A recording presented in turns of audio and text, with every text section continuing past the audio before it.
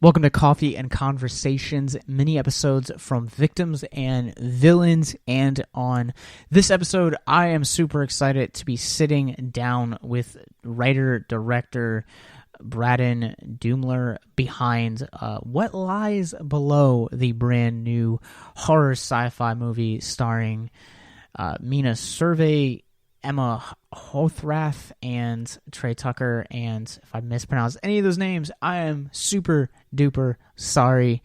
What Lies Below is now streaming on video on demand as well as all major digital platforms, and is playing in select theaters as well. You guys can check out our review for it. As I will say in this interview, I am super excited because this ended up becoming one of my favorite movies of this year, quickly entering into my top 10 for the year. Before we go ahead and get into this episode, I just want to encourage anyone that is listening to this right now, if you're struggling with suicide, addiction, self-harm, or depression, please reach out. Suicide is currently the 10th leading cause of death in the United States. There are 132 suicides that take place each and every day, and when you scale back internationally, there are 800,000 successful suicides. That is one death roughly every 40 seconds. So if you or someone you know is struggling, reach out to us on any of our social media. You guys can call the Suicide Lifeline at 1-800-273-8255 or text HELP to 741-741 or go to victimsandvillains.net/hope, where you can find even more resources, and all of those links are going to be in the show notes for wherever you guys are currently listening or streaming this episode. But Braden, how you doing, man? I'm very good. Thank you so much for having me. Yeah, absolutely. So I wanted to jump in like as quick as possible and just talk about this movie. Let's do it. So What Lies Below has quickly shot its way up my just top 10 of this year. Oh my gosh, are you serious? I loved it, man. It was Oh, that's so cool, dude. Thank you. No problem. So it's so incredible, just the way that you orchestrate it. And I actually ended up watching the movie with my wife, and one of the things that I noticed is like very very intentional about the film kind of before it starts getting into more of the sci-fi, is that there's a lot of tension between the daughter and mom's boyfriend, and a lot of it's like very just created beautifully, just very sexually driven. What was the casting process like to kind of find the perfect guy that could embody that tension, but also the horror that the character goes through in the end? Yeah, well, again, thank you for the kind words in the film. I think, of course, John Smith is such an important figure to the film, and I remember, every casting process starts up from the top, and when we landed Mina, I think that gave us a certification, like a validation to the film that allowed us to get a lot of great auditions from a lot of different actors. And Trey came to us with an audition tape. And I found him fascinating because he had this incredible ability to expand the material. So he would take things that I wrote as very mundane, and he would make them sinister. And he would take actions that I felt were very rudimentary, and he would make them dynamic or awkward. And I loved that because it made me rethink my own writing. But when you're a writer-director, you often have a really clear idea of what you're doing, but then when you have somebody that gives you new ideas, it's exciting as hell, right? And so Trey had that creativity to him that I always try to inspire on set, and I always wanted to give him extra takes and do whatever he wants. But we also knew how important control was, because when I shared the script with a lot of people, they would have completely different reactions to certain moments in the story. For instance, when John Smith touches Libby's shoulder while hugging Michelle, I had people read the script and not even notice that moment, and I had other people read the script on the other side of the spectrum who immediately wrote John Smith off and thought he was a bad dude, right? And so we realized that going into that, we had to be able to control that. And so as a result, we created a creep barometer of sorts, and I would have Trey do a series of the action and the moment, and he would dial up the creepiness factor step by step by step, from like a 3 to a 5 to a 7 to a 10. So then once we had it in the edit and we started to get reactions, if people were too far ahead, we could dial it back down. If people weren't scared enough yet, we could dial it up. And that's the way we were able to key it in, focus it in at the perfect level, or what we thought was the perfect level. I love the ambiguous nature of the movie as well. I think that's really what brings it to just another beautiful degree of like entertainment, is that you have to kind of read into the situation of like what's going on and kind of like make your own guess. I'm curious, as a writer, like how many drafts you ended up going through before you kind of reached that ambiguous feeling that we get in the film. So to be honest with you, Josh, the script that was shot was probably the second draft. Nice. And I think that the reason I write like that is because I spend so much time outlining and so much time researching. I probably spend 2 to 3 months on any script, on the idea, reading books, watching films. For instance, I read Age of Miracles and Are You There, God? It's Me, Margaret, and Untitled, a book by Dr. Duemmler talking about female development psychologically through their teenage years.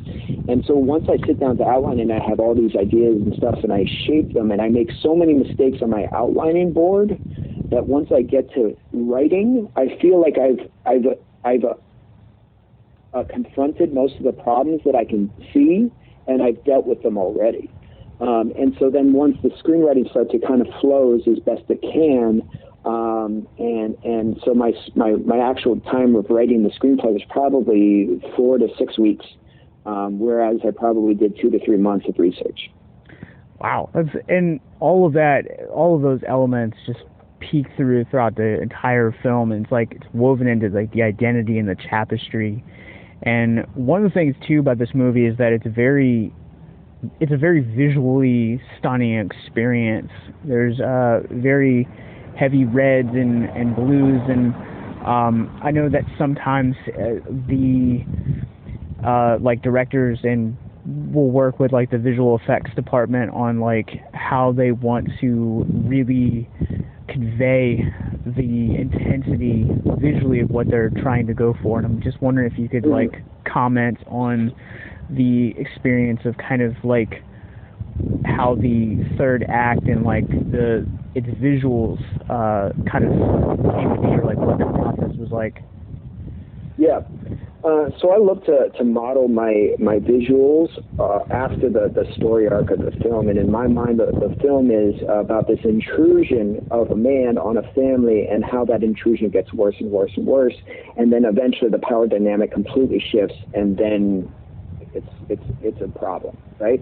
And so the way I took that visually was, I started off with a film that almost looks like a rom-com, saturated colors, a little bit glowing, a little bit of a warm glow to it, to make you think it's an everyday drama. And then as John Smith entered the scene, we would slowly desaturate the colors, and we would add these elements of these colors that are not normal, like these cyans and these almost magenta amber kind of things. And we would have those kind of slowly come into the film. They did this also, I felt, a little bit in Ex Machina. Have you ever seen that? I can't remember if I'm pronouncing it right or not. Ex Machina or Ex Machina. I can't remember. But yeah, I know what you're talking about. Machina. Yeah, there you go. Yes, there you go. I always mispronounce it. They did it. I kind of filmed that kind of as an inspiration, and also Under the Skin did a similar thing where it would be really desaturated except for certain moments, and so that's what inspired me to do that and bring that in and really change the dynamic of the film over the course of it. And I love that. And this cast is so incredibly small, but it's Emma Horvath. And then Mina Savari and Trey Tucker, who round out this cast. And you do have like other cast members that will kind of like come in and out, but it's this like family dynamic at its core, and like just an incredible cast that you have at its core. And what were some of the challenges that you faced in making sure that you had the right chemistry between mother and daughter, and then also the Trey and Emma as well? I mean, we didn't unfortunately have the opportunity to do, because everyone was so busy and we were moving so fast, we didn't have the opportunity to do kind of chemistry reads, so we only got the chance to really see them in audition. I mean, obviously Mina wasn't an audition. We made an offer to her. She liked the script. We talked about it. We met, and she loved it. And then once Mina got on, she was kind of, a fan of, she was so important to the film because she gave it a validation, a certification, right? Because she's a name, and she's such a talented and experienced actress. And so all of a sudden we got flooded with audition tapes because of that, even more so than just based off the script. And when that happened, we found Trey through the audition tape and Emma. And since I've already talked about Trey, I'll talk about Emma. I still remember her first audition tape. There was just something, kind of magnetic, but also curious about her. And I wasn't quite sure whether I was scared of it or intrigued by it. So I sent it to a friend, and he wrote back to me. He goes, "Yeah, she's got a real Jack Nicholson quality to her." And I go, "Jack Nicholson quality? What does that mean?" And he goes, "Well, she's either completely crazy or a genius." And I love that, right? And so I cast her, and within a day on set, I realized which one it was. She was absolutely a genius. She's so cerebral. She's so composed. She's so in her head and focused and thinking about the next beat, the next moment, And then finally, when you say action, it just kind of explodes in these most amazing iterations. I always call it a fireworks display in her eyes, because she will just move her gaze to the right, or she will open her eyes a little bit more, and it will be like this miracle of emotion that'll come over you from just the slightest thing. And that's something that, I mean, you can hone it in, but you can't really teach. She's just got it, and she is going to do big things. She's now cast in a Lord of the Rings series for Amazon, and I think she's going to be one of the main characters for that. So I'm really excited for her. I can't wait to see what her and Trey and what Mina continues to do, and also the small role that came in as Skiri. She just got cast in Saved by the Bell. So they're all doing great, and I'm so excited for them. That's incredible.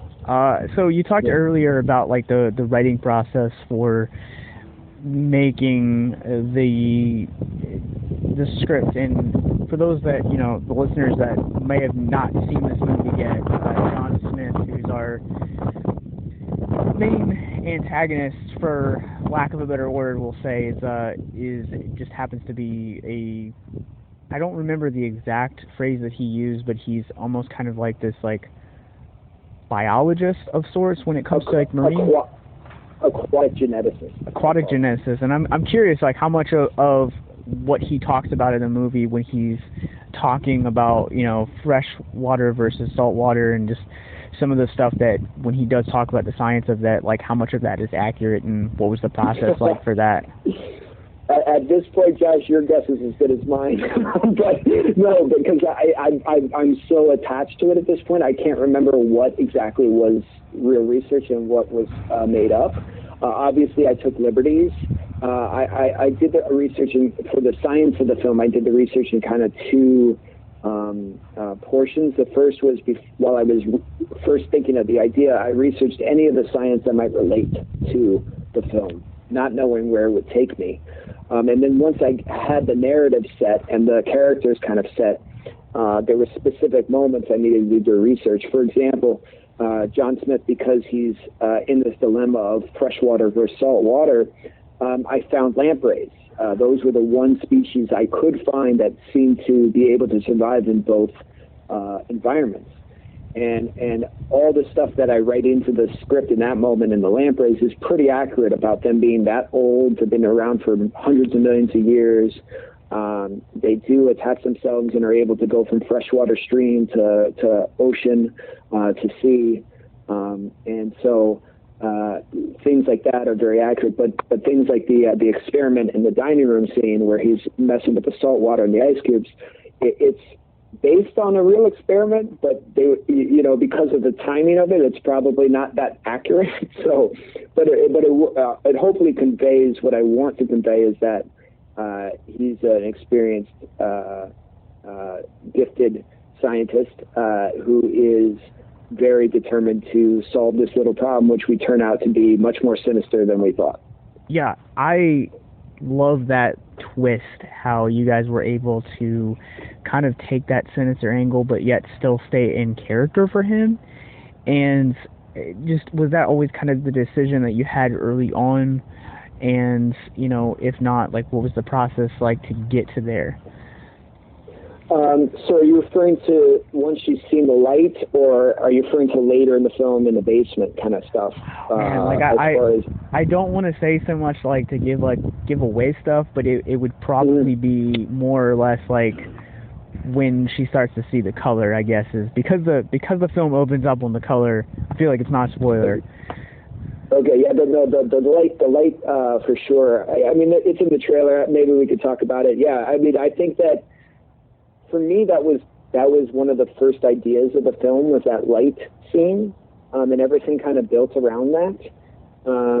And one of the things that when I was doing research on women and what they go through in high school and throughout their teenage years and their psychological development, is that there is this constant worry over every decision and every action and every interaction. Like they analyze every relationship they have very, very in depth, much more so than I ever did in my high school years. And I think that constant focus on all the details of things is what allows you to create a character to exploit that, to gaslight this person to a degree. So at times she thinks this is bad news, and then other times he somehow reels it back in. And so there's this constant push and pull of whether he's bad, whether he's good. And I think that's why it functions the way it does. It functions completely perfectly, and I don't really want to jump into like so much more as far as like because I feel like if I was to jump into any more, like my questions would be more about like the final act and like the spoilery territory. But I guess like what would you say to people? Like, how would you describe this movie to someone that maybe doesn't watch trailers or hasn't seen anything else that really wouldn't give too much away about this movie?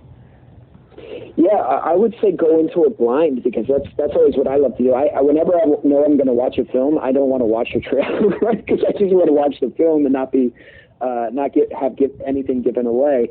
I would say that the film is horror. The film does have sci-fi. The film does have all these elements, thriller, drama, etc. But at its core, if I had to pick one genre, it's a mystery. And in my mind, the final scene, the final shot of the film is the final moment in Clue, when you put all the clues together. And they're all there. The who, the what, the where, and the why is all in that final shot. And so when you watch the final shot and you go, oh my gosh, then you go back and you start to look and you realize where the water and how important it is to every scene, and you realize, other things that I won't, but hopefully you're able to look back on it again and have a whole new and appreciated experience of what we were trying to do as filmmakers from the start of the film. Yeah, so this movie, just to kind of jump in there, this movie I would describe it as like the visual aesthetic of Color Out of Space, but would definitely kind of like throw it back to like the mysteries of like more like noir, like classic, like Hitchcock, but those like creature features of like the 80s as well. Oh, cool. Thank you. No, I mean, and all of that was inspiration. I haven't seen Color Space yet, but I did read about, you're talking about the Nicolas Cage one, right? The one that was more recent? Yeah. Yeah, I got to check that out. I've been meaning to. But yeah, I honestly think color is somewhat underutilized in film. I think that we tend to gravitate towards these natural colors that we see in our everyday world. You know, these oranges, these blues, and we leave the saturation kind of low. We don't allow film to be more saturated than our eyes can be. And I feel that's a kind of a missed opportunity. So I love to push the boundaries of color. I love to create colors. I'm sure I'm not creating colors. Excuse my vanity there, but you know what I'm saying. Like I love to see if there is, colors that I haven't seen. I can't remember before, and look unfamiliar to me, and then use them. And really blast them. Don't just use them in the background, but make them the main source. And I hope to always do that throughout my career as a filmmaker, to not be scared of color and to use it as much as I can, because I love it. I think color is one of my favorite things in the world when it comes to cinema. Yeah, color is definitely a missed opportunity when it comes to a lot of what we see, and I love the use of color and how it builds into the tension and ties in with the score. And I just want to encourage listeners, like, please go check out this movie. It is available in select theaters, video on demand, and all digital platforms beginning December 4th. Brad, thank you so much for taking some time out to talk about the movie, the process, and just go check it out. Wherever you guys go do your movies, it's well worth your time, and just going as blind as possible, like you said. Awesome. Josh, thank you so much for the kind words. It was an absolute pleasure speaking with you, and have a great Thanksgiving holiday. You too, man. Have a good one. All right, bye-bye. Bye.